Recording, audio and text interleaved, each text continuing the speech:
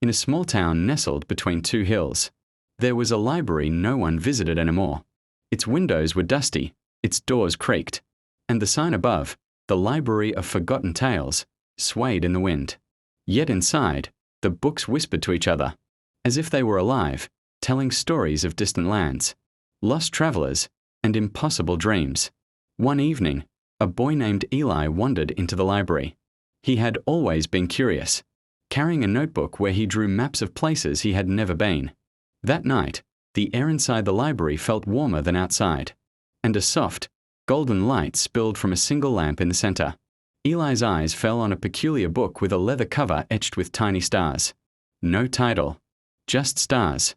The moment he opened it, the pages began to flutter, and the words lifted off, forming tiny glowing shapes that danced around the room. A map appeared on one page, not like the ones Eli had drawn, but alive. Its rivers flowed, its mountains moved, and a small red dot pulsed in the center. Curious, Eli touched it, and in a blink, the library vanished.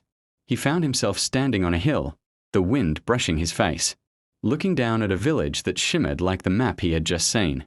The villagers waved, though their faces were unfamiliar. They told him he had been chosen to record their stories because the world outside had forgotten them. Every tale he wrote in his notebook seemed to come alive, the drawings and words shaping the very world around him. Days turned into weeks.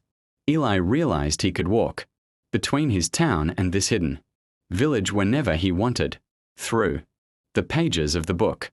But he also understood something important. Every story he left behind in the real world faded, and only the ones he wrote in the notebook endured.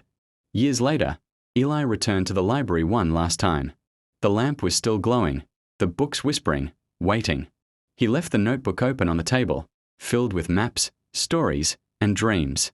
The golden light flickered and disappeared, and the library slowly fell silent once more. But in the village of stories, Eli's tales lived on, growing taller than mountains, deeper than rivers, and whispering to anyone curious enough to listen. And somewhere, if you looked closely at an old map or an empty library, you might just see the red dot pulsing, inviting you to touch it and step into a world that remembers.